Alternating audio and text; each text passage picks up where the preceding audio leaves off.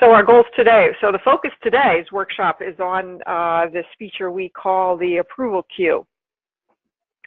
And I'm going to demo that. A demo comes in number 2, which includes the features, how it works, the mechanics of it. And number 3 there, the goal is to talk about why you would use it. What are the use cases? How do clients use it? But the first goal is I'm going to review the workflows, a couple basic workflow features. The approval queue is a feature that uses your workflows, and I need to make sure that everybody on the call today is well grounded in a couple basics of workflow so that you can understand the queue itself better. So, quick review. I'm having a hard time with workflow review today. Here's a visual, 3 visuals of 3 different workflows. The top one is for a definition approval, and the bottom 2 are for specification approval. And I want to point out the arrows. You see there's a series of green arrows, and then there's also a series of gray arrows in each workflow. The green arrows represent the optimal path of the item from its first stage, that first circle, through the governance process that you have captured in your workflow, and then it terminates in a positive event at the end in that green approved square. And we call that the happy path. In our documentation, we literally call it the happy path. And so that represents, again, the optimal path of an item through your workflow process. The gray arrows represent alternate paths. Those alternate paths can go backwards, or they can go leapfrog forward. When they go backward, that is trying to accomplish, somebody in the stage has a question, needs more information, didn't understand something, and they throw it back 1 stage. You could throw it back 2 stages. You throw it backwards for further revision. The arrows that go forward, that leapfrog, are there as expediters or efficiency creators. That top workflow, the use case there might be a data steward is the person who drafts the initial definition. So they don't need to route it to themselves, and maybe they don't need to route it to technical or to standards review either. They are the data steward, and they know what they're doing, and so they have the authority. This workflow gives them the authority to send that definition directly to approved out of the drafting stage. You know, not everybody who starts something in drafting who has editor permission would have that arrow. You control who is allowed to expedite, but it is there as a feature. So I make a big deal out of these arrows because it's those arrows that are what is operating in the approval queue. And the approval queue is the ability to move items in bulk or more than one through or across stages. So you need to, in order to use the approval queue effectively, you need to understand your arrows in your workflow. Let's look at a couple other features of the workflow. Transition actions. Transition actions is what we call they're buttons, but they're also represented by words. Save, submit, approve, send back, reject. Those are labels. You can label your transition actions. Those are completely customizable. And I do want to take a minute and take a look at those in a demo account, just so you can see those in the slide deck there for your future reference. But let's just take a minute here and look at those transition actions in the definitions themselves. So if I am going to look at the definition for academic discipline, and I'm logged in as a woman named Jill Yun. She's an editor and a report writer, and she created this definition, and she has 2 transition actions available to her at this point. She can either submit or she can send the definition to a rejected state. So those are her stage transition actions. at this point for her in this workflow. When she creates a definition from scratch, she has some stage transition actions at the bottom of the create a new definition panel there. So those are also transition actions. They just appear in a little bit of a different place here at the bottom of a create a new definition place. That workflow panel that I showed on that definition for academic discipline, that workflow panel is available in specifications, etc. And that's always where the stage transition actions are located. If you are a workflow administrator, meaning someone who creates workflows, edits workflows, builds them for people like Jill to use, you would see, let's just open this one up here. You would see stage transitions actions are a column in the workflow design panel. So here, stage transition actions are also listed here in the administrative panel for workflow. And of course, they're also listed at the bottom of the list of steps for that stage itself. So that's just a quick reminder of where stage transition actions are located in the cookbook, both from the user perspective as well as from the workflow administrator perspective. So let's go on here. I think demo is next. Yeah, there's one other just slide there to highlight the administrative module part. Oh, the last thing about workflow that I want you to be aware of is if you have more than one workflows of the same type in your account, the person using the approval queue would need to be familiar with what's in that list. You need to select the workflow that you want to use for your bulk activity, and so you need some familiarity with what's on this list. Some of you may not have multiple workflows, some of you may. So also just underscores the multiplicity that's possible of workflows. You may have multiples because you may have one that's conditioned.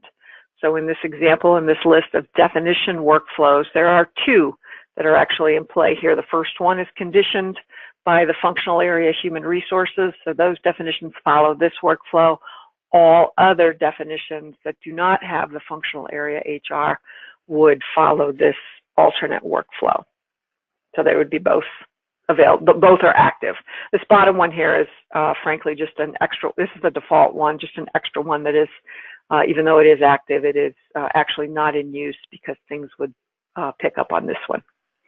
Okay, so I don't want to go any more into workflow. Let's go to the, let me progress my slide. Let's go exactly to the demo. So I have two use cases I want to talk about. The first one will be with our user Jill, who we met a minute ago there. Jill is a report writer, and in the course of her work today, she created a couple reports in a couple specifications for a couple new reports, and in that work, she created 73 brand new definitions. And her goal is to move those. She doesn't have the power to approve them. She's not a data steward, but she wants to move those from the drafting stage to the review stage, which is where her data stewards can take it to the next stage in the workflow. And then our second use case is going to be a data steward named Reggie is going to bulk approve several quality rules in his role as a data steward. So let's go back to our account. We are logged in as Jill. So she navigates over to the queue, and she's under definitions, and she chooses definition queue. So the queue is available for all types of objects, and this example account I'm using is an enterprise edition account. Some of you may have the knowledge account. You would have, so under definitions, there's a queue, under specifications, there's a queue, and if you have the enterprise edition, you have a couple more queues, quality rules, reference data queues, etc. So the queues all work the same. We're going to use definition and quality rules as our examples today, but the queue feature works the same, no matter what item type you are trying to work with. So Jill comes over here, and she's got a panel here, and it is displaying 155 items for her, and it defaulted to items that are already approved, so they're closed. They are not active in a workflow right now. It also defaulted to the items that she has a task in. And you can obviously uncheck these, but we felt it was most convenient to default those to checked. And so if you are, that's just how we felt that most people would want to see it. So here's her list of results. As I said earlier, you can you can sort this list by the first 3 columns.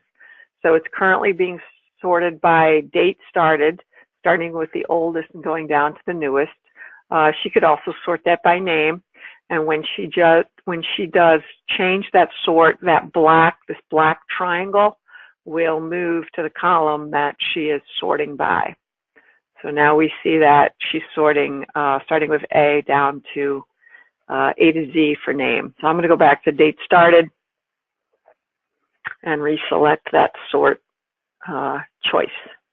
The other action she can take on her results set is she could, at this point, reassign this item to someone else. And she has, based on the permissions, she has the ability to reassign this item to another user in Data Cookbook. Okay, so that's the panel of results. Now let's talk about these filters. These filters, think of it as row 1 of filters and row 2 of filters. Row 2 filters operate just like the browse filters that you may be familiar with under definitions and spec and quality rule, etc. Search.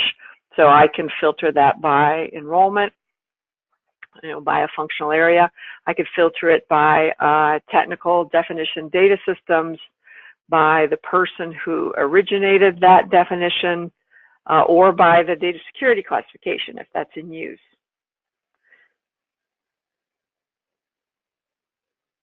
So these operate independent of each other. You can use these at any time, and their drop-down lists are available, and the filter will happen immediately. So we've already dropped down to 105 from the 100. We dropped 50 definitions out of this.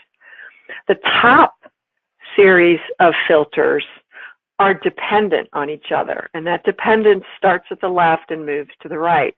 So I don't have, there's nothing here for me to click on. That's because I need to work from left to right. So the first thing I select is my workflow type. Here are all the workflow types that are available. If you are a knowledge account, this list will be shorter. And it defaulted to definition approval because we navigated to it from here. Next, I need to choose my workflow. This is where you need to be familiar with the workflows that are in use in your institution so that you can make an intelligent choice. So I'm going to choose the bottom one. And again, I choose that simply because I'm familiar. I'm Jill, and I just know my workflows. And so I choose that workflow, and now my stages that are available to me. So the stages would be different. If I had chosen a different workflow, my stage list would be different. These are the 2 stages available to Jill. Excuse me, these are the 2 stages in this workflow. And Jill is going to select the drafting stage because she dropped those 73 items into the drafting stage, and she wants to move them out of drafting into review. So we're now down to 73. And then the actions, these are the transition actions that are available. Jill is going to choose submit. Now notice that she has approve here. She actually doesn't have the power to do the approval. She does not have that, not the power. She doesn't have the permission to do that. To be frank, the cookbook would let her make this selection and take a couple more clicks down this path before it signaled her that she did not have the correct permissions to take this action. It's regrettable that it's just simply not, I wish it was grayed out right here. So as I said, she could choose approve. She would get a couple more clicks into her task, but she would eventually be appropriately stopped from taking the action because she doesn't have the permissions. So let's pick submit. She knows she has the permissions to do that, and that is her goal. She came here to move 73 definitions from drafting into the review stage. Oh, and in the enrollment area as well. She wanted that filter as well. So now that she has her set, this submit button appeared. So this submit button, it's helpful to remember that you can set up these filters here, and simply by choosing submit or whatever transition action you want here, nothing happens still. That's a little hard to remember at first, because as soon as you do select a stage transition action, then this button will appear, and you are presented with a column that allows you to select all or to select individual items and cherry pick from this list.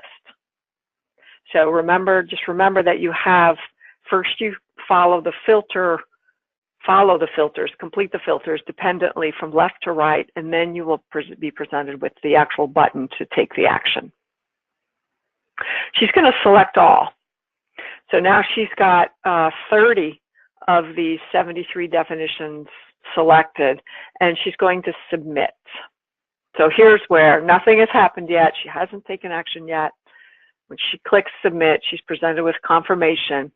Notice she's only sending 30 of her 73 items, and she's going to say yes. So when she clicks yes, oh, excuse me, there's one more check. She could make comments on the set. When she clicks this submit, that is the action. So she just sent those 30, and the system's coming back, and that was a batch action. And she has the option to visit that batch action. We're going to click on the here link. And if it hasn't there, it's still computing. It's almost done. And there it is, almost done. There. And it took less than a minute, and she successfully did that set. You can also navigate to the batch over here under Home, under Background Jobs. It'll take you to this screen as well. So a tricky thing to realize here is, remember, she just approved 30 of the 73. To continue on this process, she has to re-execute her work. So she goes back to definition queue. She sets up her filters again, and she would then work her way through the remaining definitions in groups of 30 through that process. Even though she has these placeholder, she could have clicked through to her 73 definitions, but as she left that page, let me just set that up so that I can make that clearer to you. She selected all on that first 30. If she had gone to page 2 and selected the remaining items or 30 more, she would have lost her first 30 clicks. There, I think I explained that clearly enough that you'll understand what I meant there. I'm not going to finish moving through the rest of these filters. Okay, let's log in now. Let's go to our other use case.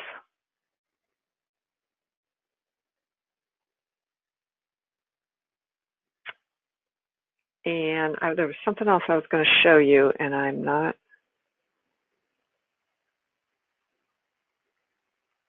remembering it. Maybe it'll come to me. There was some other point I wanted to make about what the definitions looked like that had been batch approved. Reggie R. Strat.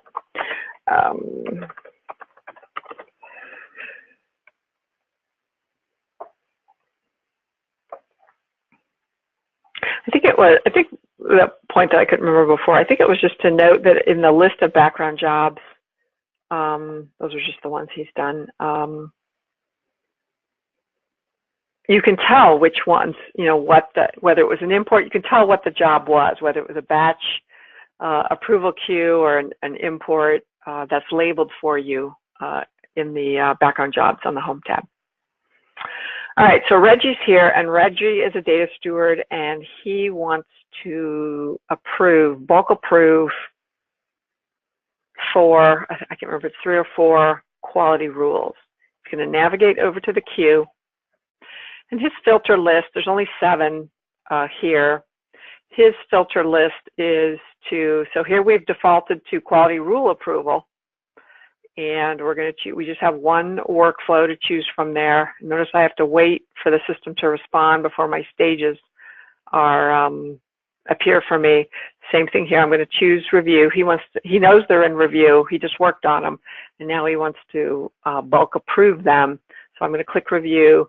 And again, I'm waiting for the system to respond before I have any actions available. And there it responded, and now my transition actions are available, and I'm going to select approve.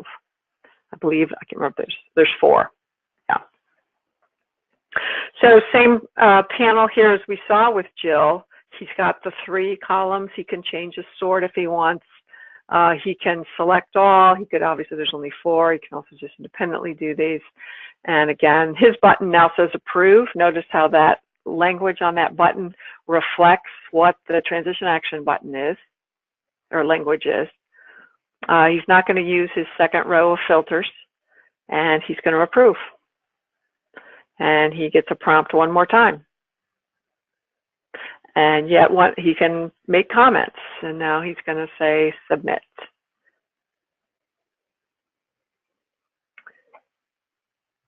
And there is his, he could navigate to the background jobs there, or he can, there it was only 4, so it was very fast. So you can see there, it's clearly labeled for him what his jobs have been to date.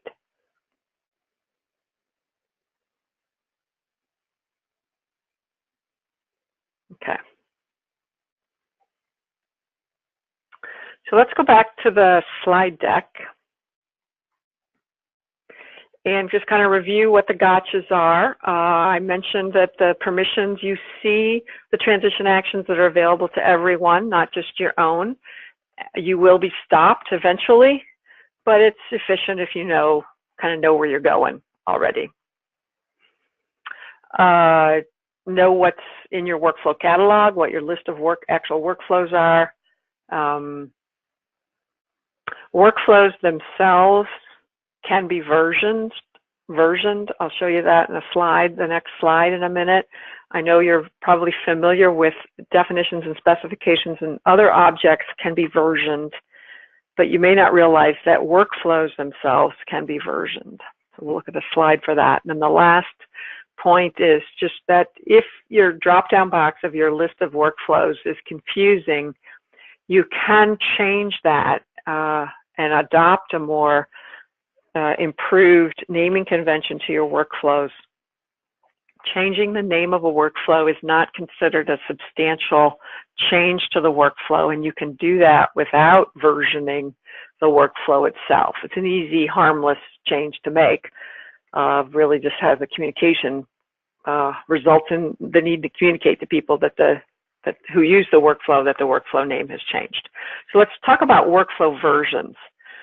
In this first blurry example, this is an example of when in the drop-down box in the definition approval queue, there are 2 definition approval for HR, and their images are provided for you down here.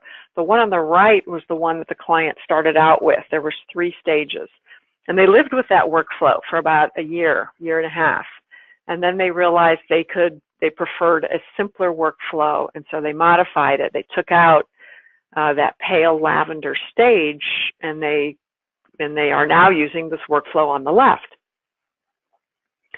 So workflow number 1 is actually inactive for new items. There may still be old items that were kind of trapped in there before they migrated to the new workflow. So this would allow the approval of those items. Or perhaps all the items have moved through it. It would still appear in this list. So I think a good general training point to make to people is always choose, if there are multiple versions of your workflow in your list, choose the one that has the higher number. That's going to be the current one. Okay. I'm going to just kind of review the steps you would take to use the approval queue. You first want to manipulate those top row filters. That's my personal preference. I like to manipulate those first. Then I can select the items that I want to act on from my list, and I can take the action, and then I always confirm the results. I do always visit that results page and just confirm that the batch job has completed. So why use this? What's the purpose? Why do people like this feature?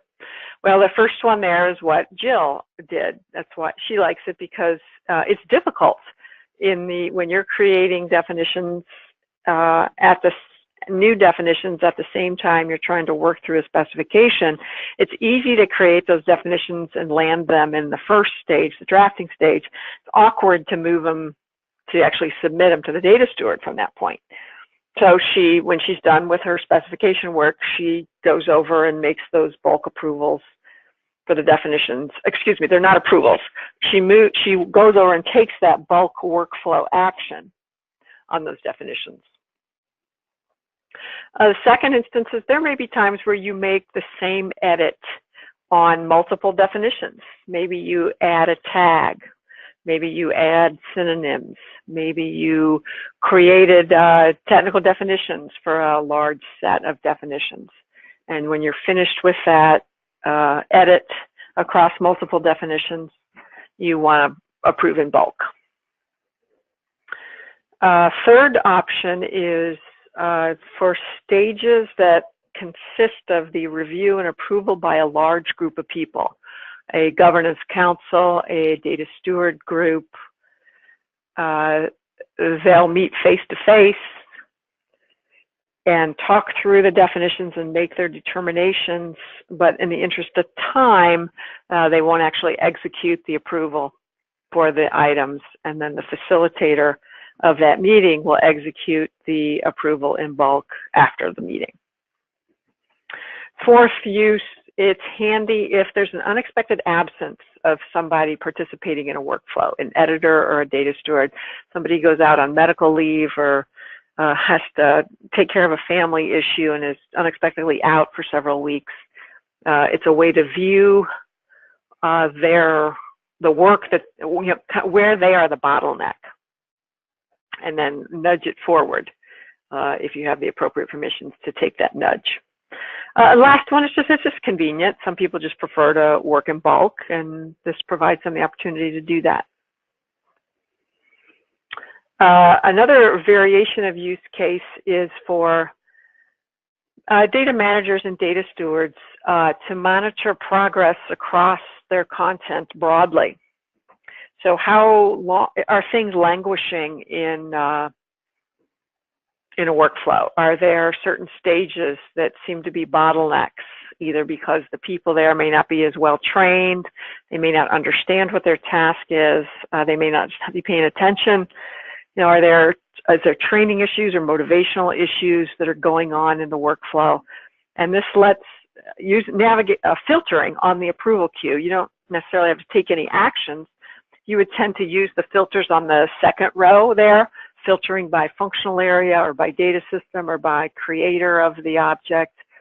That just gives you a quick way to view into the content in the cookbook and see where things are at in terms of workflow. So you're monitoring speed and successful progression through things. It also gives you, you could reassign objects. It also just makes it convenient to do that as well. So that's the end of my comments and talking, and I'll open it up. This is the end of the recorded part of the session. We'll open it up to any questions from audience participants.